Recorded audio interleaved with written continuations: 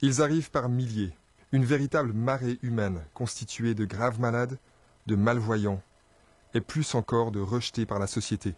Leur apparence est si défigurée que certains sont persuadés qu'il s'agit d'une manifestation physique d'origine démoniaque.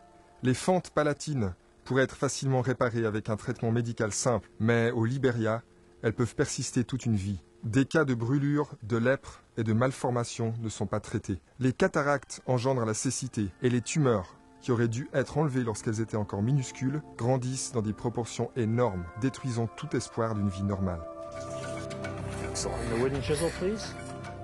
Mais l'espoir est visible à l'horizon. L'un des bateaux d'entraide est arrivé au Liberia.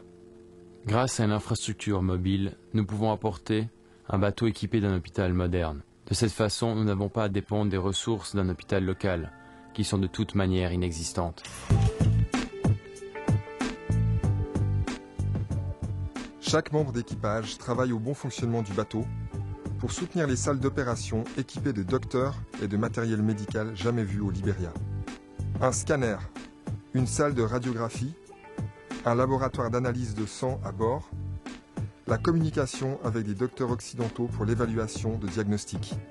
Il y a toujours plus de patients que ce que l'équipe de Mercy Ships peut traiter. Certains doivent attendre plus d'une année pour une opération. D'autres, comme Harris, âgé de 34 ans, n'en auront plus pour longtemps sans traitement. C'est le hasard, ou d'autres diraient une réponse aux prières, qui a mis Harris en contact avec Mercy Ships. Il habite à Buchanan, un petit village loin de tous soins médicaux et loin du bateau d'entraide. La pêche lui permet de survivre. La tumeur dans sa bouche a pris de l'ampleur petit à petit depuis 13 ans. La coïncidence commence lorsque Scott Harrison, un bénévole de Mercy Ships qui ramenait un patient dans son village, s'arrête à Buchanan lui acheter du riz pour son retour à la maison. Dans le petit magasin, il entend deux hommes qui discutent d'une personne avec une immense tumeur au visage. Il leur demande de pouvoir rencontrer cet homme. Bonjour, je m'appelle Scott.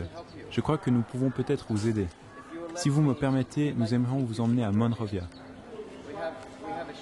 Nous avons un bateau là-bas et c'est ce que nous faisons. Les docteurs viennent de l'Ouest. Ce qu'on fait est gratuit, on enlève les tumeurs. Vous viendrez, non? Quand est-ce que vous venez? On vient demain. À quelle heure? Le matin, peut-être vers 10 heures. C'est toujours choquant de penser qu'une chose bénigne qu'on pourrait traiter si facilement puisse créer une telle malformation. Et si vous n'êtes pas aidé, vous mourrez étouffé. La mort par suffocation est de loin la manière de mourir la plus terrifiante. Après avoir examiné Harris, Dr Parker estime que sans traitement, il aurait succombé par suffocation en moins de 2 mois. Ce que j'apprécie le plus en travaillant avec une organisation telle que Mercy Ships, c'est que nous sommes là maintenant, réparant les malformations, pendant que d'autres sont dans les villages, installant des systèmes d'eau potable et offrant des cours d'éducation sur l'hygiène de base. Toutes ces choses qui contribuent à arrêter le noma. C'est pour enseigner comment les bactéries peuvent passer des selles à la nourriture et ainsi dans le corps. Ils construisent des latrines. Maintenant, ils creusent partout des latrines parce qu'ils réalisent que ce n'est pas bon pour eux d'aller simplement derrière un buisson. Awa vient du Sierra Leone. Elle souffre d'une tumeur de 5 cm qui sort de sa bouche. Dr Parker va lui enlever la tumeur. Dans des pays en voie de développement, tels que le Liberia, bien des gens assimilent les malformations d'Awa et d'Harris à des manifestations démoniaques. Dans nos pays, nous considérerions que c'est la condition la plus horrible que nous n'ayons jamais vue. C'est un nouveau début, vraiment. C'est une chance d'être normal, une chance d'apparaître humain. 3 heures pour changer une vie pour toujours.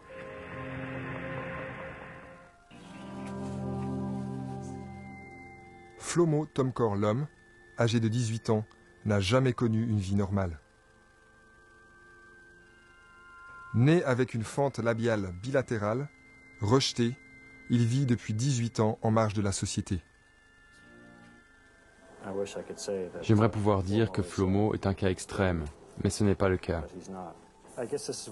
Je crois que ce qui me rend triste, c'est que nous ne parlons pas d'opérations exotiques, mais de simples soins de base. Pourtant, quelque chose d'aussi simple que ça fait une telle différence dans la qualité de vie d'une personne. Et le fait qu'ils grandissent sans avoir accès à des soins si basiques me rend très triste. Et comment va Flomo ce matin? C'est un peu enflé, mais la transformation est remarquable. Harris est en convalescence après l'ablation d'une tumeur de presque 3 kilos dans sa bouche. Tu as bien meilleure allure. Pour le docteur Parker, la réaction de Harris est un déjà-vu.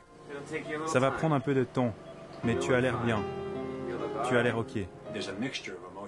C'est un mélange d'émotions. Vous les regardez après l'opération et vous les voyez toucher leur visage.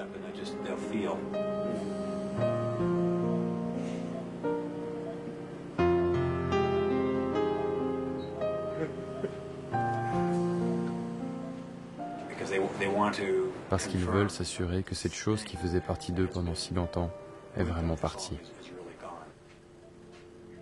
C'est seulement ensuite qu'ils arrivent à se détendre.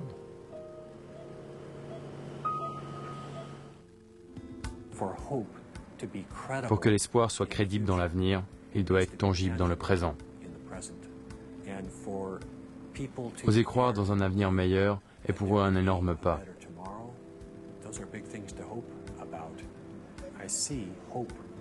Je vois l'espoir réapparaître dans les yeux de père et de mère en voyant leur enfant. Ils réalisent tout à coup qu'ils ressemblent aux autres enfants maintenant. Ils ont un avenir, ils ont l'espoir qu'ils pourront aller à l'école sans être taquinés. Un jour, ils vont se marier et avoir des enfants. Et vous pouvez le voir, même pour quelque chose d'aussi simple. Nous avons tous besoin d'espoir.